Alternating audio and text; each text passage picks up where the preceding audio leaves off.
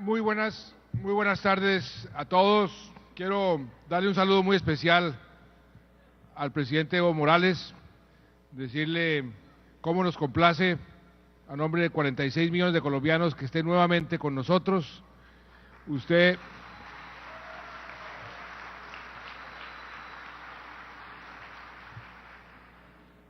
como siempre, cumpliendo su palabra, lo invitamos a que clausurara este importante foro y él nos dijo hace unas semanas que así lo haría.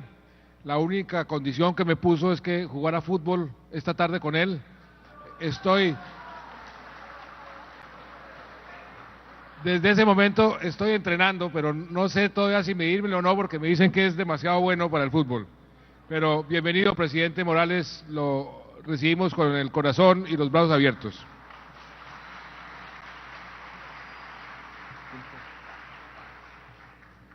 Quiero también saludar muy especialmente a todos los cancilleres.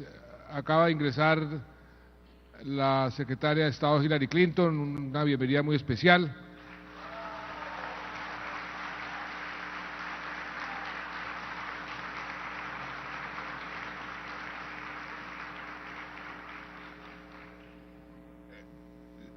Saludo también a todos los dirigentes sociales aquí presentes, a los dirigentes sindicales, a los ministros del gobierno colombiano que nos acompañan, a todos los ministros de los demás gobiernos y a todos ustedes. Un saludo muy especial, muy complacido como presidente de Colombia, como anfitrión de esta cumbre, de estar aquí presente hoy en este evento.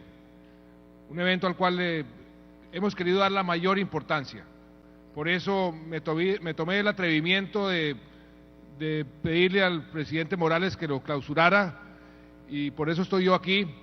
Tengo entendido que es la primera vez que un presidente viene a hablar ante este foro social.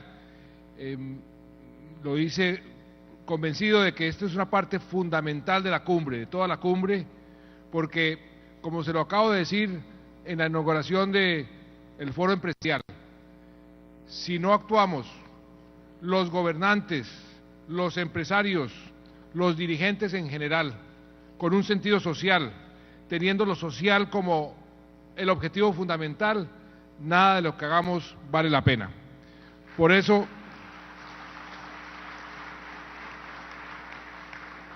me complace muchísimo estar aquí, y quiero agradecerle a una persona que ha sido el corazón de todo este evento, de toda la organización, que ustedes, muchos no se alcanzan a imaginar lo que eso implica.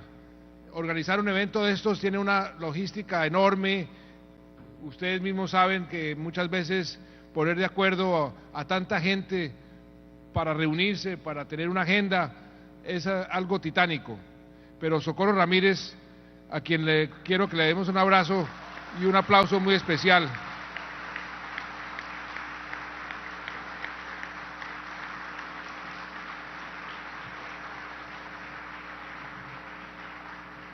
Ha sido realmente el corazón, y muchas gracias, Socorro, porque gracias a ese esfuerzo es que todos estamos aquí.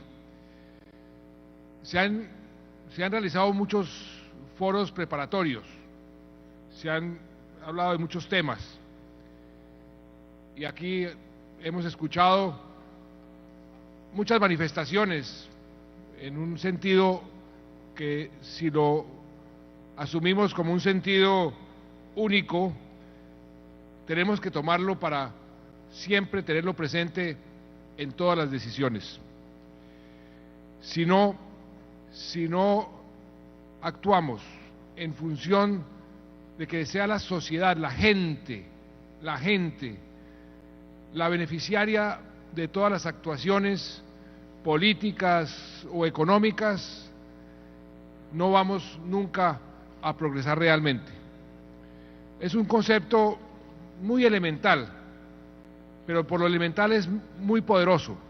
Siempre tener a la gente, el bienestar de la gente, como objetivo primordial en todas las actuaciones. Eso es lo que hemos querido hacer y lo que creo que tenemos que hacer en toda América Latina. Lo hemos querido hacer o iniciado, por lo menos hemos dado los primeros pasos en Colombia. Creo que en todas las Américas y en el mundo entero, ese concepto, ese enunciado tan elemental pero tan poderoso debe estar siempre presente entre nosotros. Si hay algo por lo cual nosotros los latinoamericanos debemos avergonzarnos, y yo siento vergüenza como dirigente de un país, es la tremenda inequidad que tenemos en este continente. Esa inequidad nos impide realmente progresar, porque nadie, se lo decía ahora a los empresarios, nadie puede sentirse realmente rico si está rodeado de pobreza. Y eso nos sucede infortunadamente a los latinoamericanos. Somos un continente muy rico, rodeado de pobreza, donde la pobreza es la regla y no la excepción. Y no tiene que ser así, no debe ser así. Y por eso las políticas, todas, deben de estar encaminadas a tratar de combatir esa inequidad y a tratar de sacar a esos millones de latinoamericanos y de americanos, porque en Estados Unidos también hay pobreza y en Canadá también hay pobreza, sacarlos de la pobreza. Les decía yo a los empresarios, ese es el mejor negocio para todos, para una sociedad que se presuma una sociedad digna, una sociedad decente, para los propios empresarios. Cada pobre que sale de la pobreza es un cliente, es un consumidor, es una persona que va a ser económicamente activa. Y además está comprobado ya desde todo punto de vista que el desarrollo, cuando hay más equidad, es mucho más fácil. Por eso tenemos que hacer una acción mucho más afirmativa, no dejar que el mercado o que lo normal haga el trabajo, porque eso no ha sido suficiente. Y por eso tenemos que tomar acción afirmativa, así como cuando queremos acabar con una discriminación, tomamos acciones afirmativas para que el equilibrio se restablezca, para que el atraso y la brecha pueda reducirse. También en las políticas frente a la iniquidad y la pobreza tenemos que tomar una acción mucho más afirmativa. En el caso colombiano hemos iniciado una serie de políticas y hemos tomado una serie de decisiones que van encaminadas en esa dirección. Hemos querido ser audaces. Por ejemplo, nosotros hemos sido un país desgarrado por la violencia, infortunadamente. Yo estoy haciendo todo lo posible para ver si podemos comenzar a sanar las heridas y a mirar hacia el futuro, porque si uno se ancla en el pasado con las heridas abiertas nunca va a poder progresar. Por eso presentamos ante el Congreso y lo aprobó el Congreso y lo sancionamos con la presencia del Secretario General de Naciones Unidas, una ley por la cual voy a seguir trabajando hasta el último día de mi mandato, porque he dicho que si esa ley tiene algún tipo de éxito, para mí habrá valido la pena ser presidente de la República. Es una ley que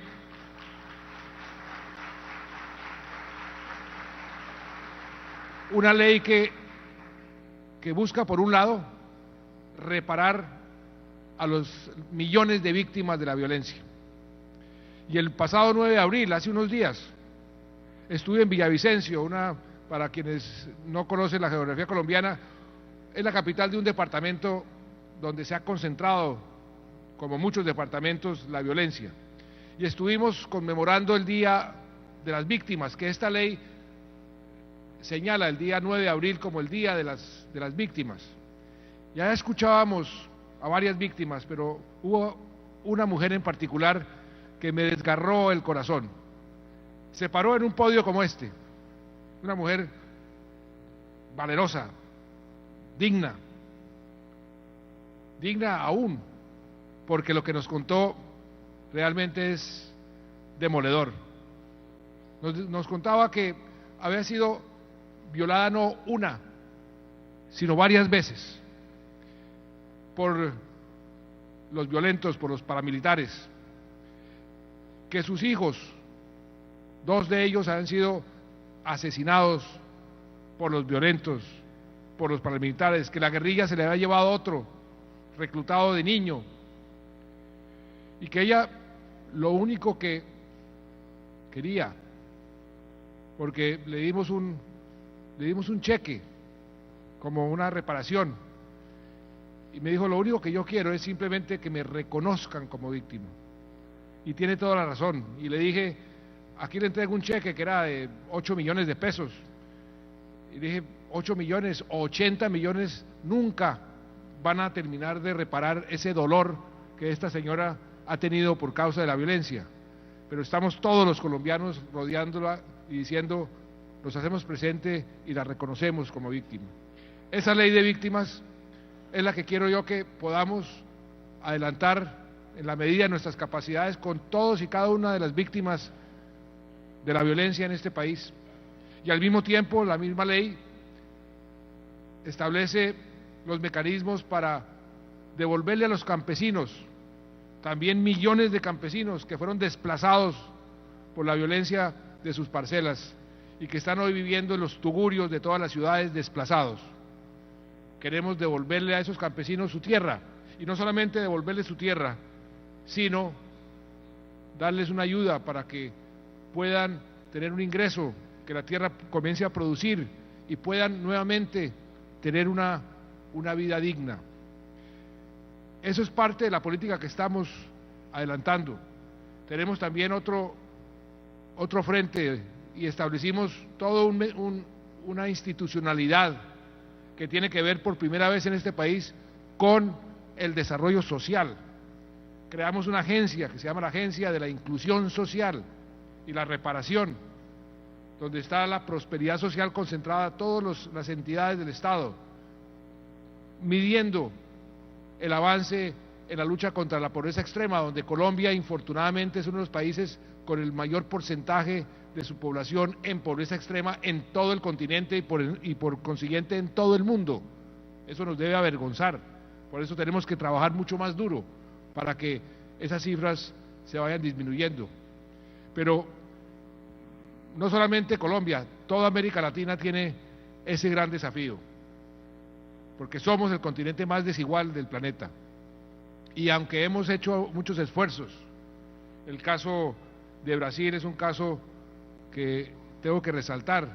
A mí me preguntaba hace un año un periodista que yo qué quisiera al terminar mi mandato, y ahí estaba el presidente Lula, ya expresidente, antes de que tuviera su enfermedad, que afortunadamente la superó.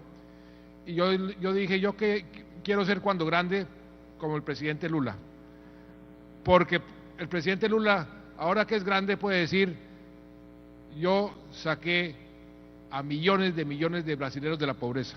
Yo quisiera al final de mi mandato poder decir eso. Con eso me voy tranquilo para la tumba.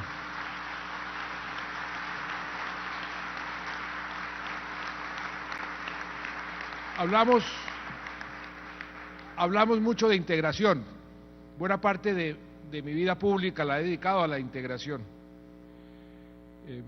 Me tocó ser el primer ministro de Comercio Exterior en Colombia hace 20 años. Desde ese entonces estamos hablando de tratados de libre comercio, de integración del continente.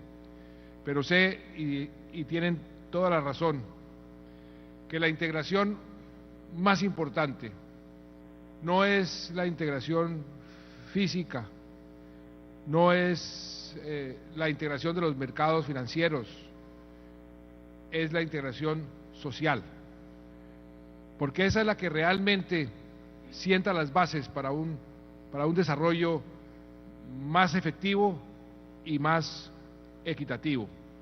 Por eso, cómo me complace ver aquí representantes de todos los países, cómo me complace que esté clausurando este foro el presidente Evo Morales. Cómo me complace que ahora va a hablar la secretaria Hillary Clinton, casi presidenta, perdón.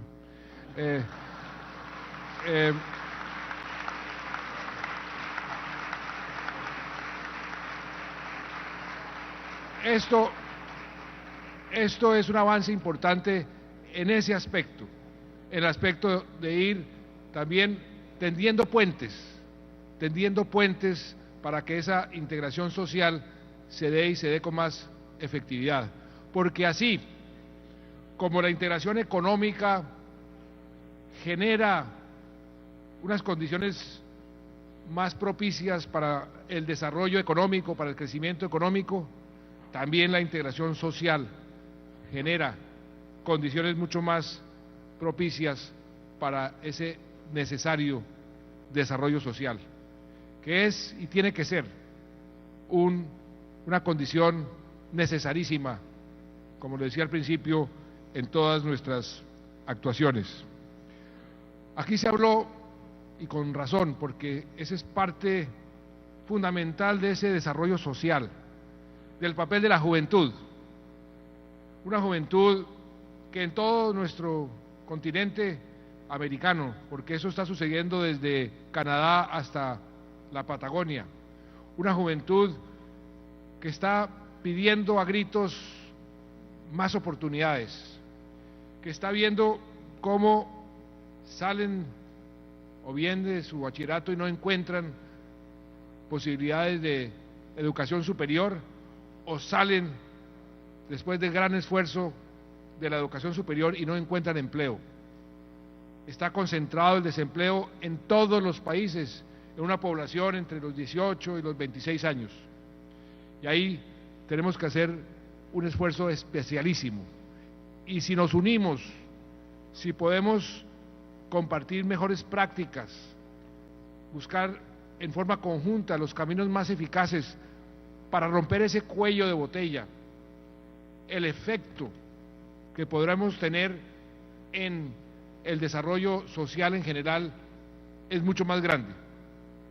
Porque así como está comprobado que la inversión en la primera infancia, cuando los niños y las niñas están recién nacidos, cuando comienzan a aprender, si los alimentamos bien, si les damos un poco de amor, si los vamos preparando para iniciar el proceso escolar, que esa inversión es la más rentable de todas, también está apareciendo con una gran evidencia y con una gran claridad que la inversión en romper esos cuellos de botella de los jóvenes que después de estudiar quieren o seguir estudiando o quieren ser unos ciudadanos activos, productivos, pero que los sistemas no le permiten. Ahí hay un cuello de botella y un gran reto, no solo aquí en este foro, se los decía también en el foro empresarial y se los voy a decir en el foro de presidentes. Debemos trabajar juntos para romper ese cuello de botella que nos está afectando a todos, porque todos esos jóvenes, cuando no encuentran esa posibilidad, no encuentran esa oportunidad, se convierten en carne de cañón para todos esos males que también estamos enfrentando, las pandillas, la drogadicción, la criminalidad. Eso es parte del problema que hoy tenemos y por eso ese cuello de botella tiene que ser uno de los grandes temas en el desarrollo social y el desarrollo económico de los próximos años. Ahí, en el caso colombiano, hemos iniciado un proceso que nos falta mucho por recorrer, pero hemos querido darle a la mayor cantidad de jóvenes posibles la oportunidad de tener acceso a la educación superior, porque ahí estaba uno de los cuellos de botella más grandes, la cantidad de gente que se gradúa del bachillerato y que no tiene acceso a la educación superior, con becas prácticamente gratis o gratis, con suplementos para que puedan vivir mientras estudian, pero al mismo tiempo tenemos que ser mucho más innovadores en permitirles a los jóvenes que tengan la iniciativa para poder ser ellos mismos dueños de su destino en pequeños negocios. Ahí estamos haciendo una serie de ejercicios que están resultando de un gran éxito, y es darles a los jóvenes los elementos básicos para que cuando salgan de sus estudios se vuelvan unos verdaderos emprendedores. El empleo del mañana no va a ser el empleo de las grandes empresas contratando gente. El empleo del mañana va a ser producto de las pequeñas empresas que son producto de la innovación, del emprendimiento. Y eso lo estamos viendo a lo largo y ancho de todo el planeta. Y nosotros tenemos una inmensa oportunidad para sembrar esas semillas, porque afortunadamente los latinoamericanos y todos los americanos pues tenemos esa capacidad recursiva, tenemos la innovación innata, simplemente tenemos que darles las oportunidades para utilizarla en forma apropiada. Hay muchísimos temas a los que quisiera referirme en este foro: el tema indígena, el tema afrocolombiano. Ayer estuve con el presidente de Chile en la Sierra Nevada de Santa Marta, que queda, para quienes no viven aquí, al norte de Cartagena. Es un sitio tal vez de lo más bello que hay en el mundo, y estuvimos con los mamos. Son unos indígenas que son los verdaderos dueños de esta tierra, porque están aquí hace mucho más tiempo que inclusive los propios españoles. Yo fui allá el día de mi posesión. Quise posesionarme ante los indígenas antes de posesionarme ante el Congreso de la República, como un acto simbólico para señalar el respeto y la admiración y la política que debemos mantener frente a quienes son, y yo los llamo los verdaderos dueños de esta tierra, porque son quienes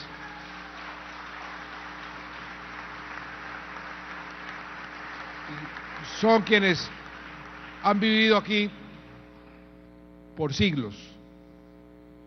Pero no solo eso, sino que fui también, porque había ido varias veces en ocasiones anteriores, porque los indígenas de la Sierra Nevada pues casi que una circunstancia común a todas las comunidades indígenas. Tienen una sabiduría muy especial, tienen una forma de ver las cosas que también combina ese simplismo con la contundencia. Y me dijeron el día de mi posesión, y me lo repitieron ayer, me dijeron: lo primero que queremos reiterarle, me lo dijeron ayer delante del presidente de Chile, es la necesidad siempre de ser justos, de tener esa palabra, justicia, en la mente en todas nuestras actuaciones. Y a renglón seguido me dijeron: pero sobre todo en este momento de vida hay que ser justos con la naturaleza, porque la naturaleza siente que hemos sido muy injustos con ella, y la naturaleza sabe cómo responder, y la naturaleza no se queda quieta ante la injusticia. Y comenzaron a decirme: mire, acuérdese cuando usted estuvo aquí el día de su posesión, que le dijimos que iban a venir tiempos difíciles en ese frente. Ese mismo día le dijimos, y me lo dijeron: no se preocupe, que hoy, el día de su posesión, no va a llover allá en el Congreso de la República, porque usted tiene un evento al aire libre, pero a partir de este momento va a llover y va a llover muchísimo, y hemos tenido el peor invierno de toda nuestra historia. ¿Y por qué? Me dicen ellos, porque no hemos sido justos con la naturaleza. Una afirmación de una inmensa sabiduría. Dicen, es que los ríos, por ejemplo, los ríos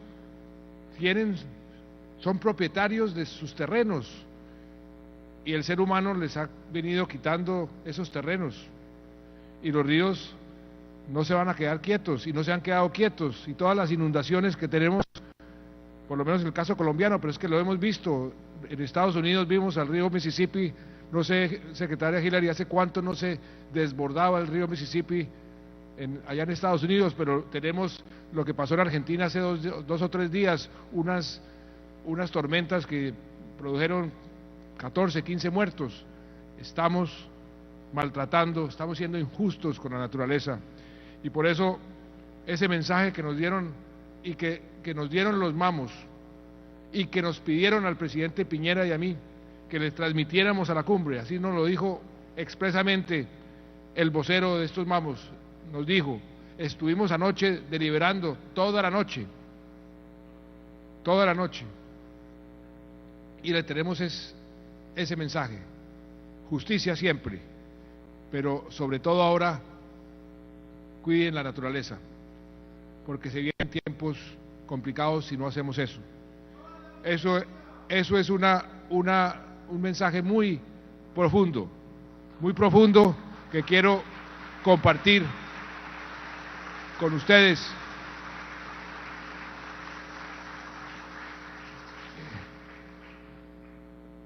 Finalmente, quisiera decirles que en la cumbre presidencial,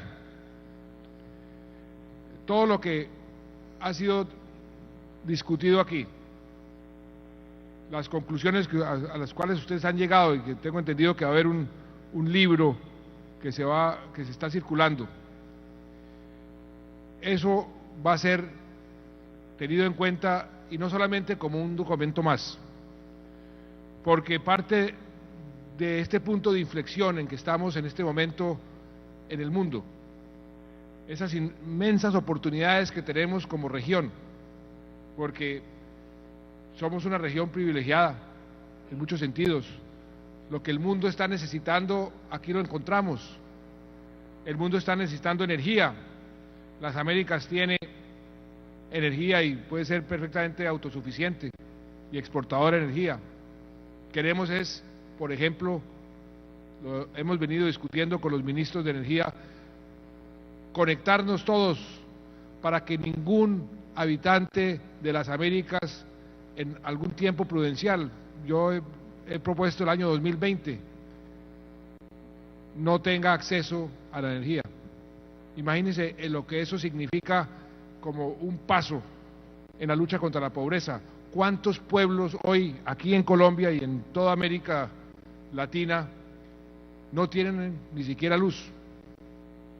No saben lo que es prender un televisor, no saben lo que es, y algo que me impresionó mucho en un pueblito que fuimos en el Chocó, aquí en uno de los departamentos más pobres de Colombia, a llevar la energía, y le pregunté a una familia, ¿qué van a hacer ahora con esta energía? Y me dijo uno de los niños, me dijo, presidente, pues algo que nunca habíamos podido hacer aquí, y es preparar paletas. Paletas son como unos helados. Eso es muy diciente, lo que le cambia la vida a una comunidad simplemente con llevarles energía. Somos una región con mucha agua y tenemos que cuidarla. Tenemos que cuidar nuestras cuencas, porque todos los futurólogos dicen que las grandes guerras hacia adelante se van a librar en torno al agua o a los alimentos, por falta de agua y por falta de alimentos. Pues resulta que no hay una región del mundo que tenga más agua que esta región y que tenga más capacidad de aumentar la producción de alimentos que esta región. Y por eso las oportunidades son enormes. biodiversidad, todo ese pulmón del planeta que significa el Amazonas. Tenemos que cuidarlo como una joya preciosa, porque es una joya preciosa, es el pulmón del mundo. Y tenemos otra ventaja muy grande, una población joven. Eso hoy es un gran activo el mundo actual. Por eso estamos llenos de oportunidades, pero al mismo tiempo estamos llenos de inequidades. Y en la cumbre que vamos a tener, que va a iniciar mañana, esta sexta cumbre, el mensaje, o uno de los mensajes que quiero llevar es: ¿cómo hacemos para aprovechar esas oportunidades e ir borrando esas inequidades? Se puede hacer con voluntad política, se puede hacer en forma mancomunada, unidos, se puede hacer en esa integración social también, física pero social también. Y es nuestra obligación como dirigentes encauzar todo esto que estamos viendo aquí en esta cumbre en todos nuestros países. Por un lado, un desespero, un descontento, una sensación de frustración, pero por otro lado, una gran oportunidad, un dinamismo, unas ganas de avanzar. Tenemos que unir esas dos grandes fuerzas para que al final de cuentas podamos decir que realmente hemos dado un paso importante en lo más importante del desarrollo, que es el desarrollo social. Nada significa un crecimiento alto de la economía, un déficit fiscal pequeño, una inflación baja, si no tiene un resultado de carne y hueso en el beneficio de la gente, en la prosperidad de la gente, en la salud, en el bienestar. Si entendemos eso, si internalizamos eso y actuamos en consonancia y actuamos unidos en lugar de divididos, porque eso es, y con eso finalizo, un mensaje muy importante para que el desarrollo social tenga resultados. El enfrentamiento, las peleas, las fricciones, lo único que hacen es detener ese desarrollo social. Todo el mundo debe reclamar, por supuesto, pero si podemos ponernos de acuerdo, tendiendo puentes, si como sociedades, dentro de la propia sociedad, aquí están dos grandes dirigentes sindicales de mi país,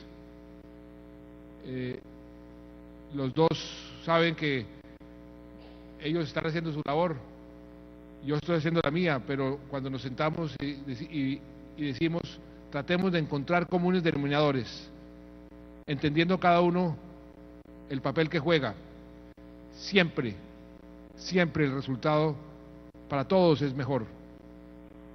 En las relaciones con las naciones sucede lo mismo. Con el presidente Chávez, con quien yo tenía pues una enemistad, es ponerlo en términos bastante diplomáticos, tenía un enfrentamiento muy duro. Nos sentamos y dijimos, actuemos como seres racionales, como jefes de Estado racionales. ¿Qué es lo que más le conviene al pueblo venezolano y qué es lo que más le conviene al pueblo colombiano? Que usted y yo nos entendamos, respetémonos nuestras diferencias y trabajemos encontrando comunes denominadores. Y llevamos casi 2 años con unos resultados muy positivos para los venezolanos, para el pueblo venezolano y para el pueblo colombiano.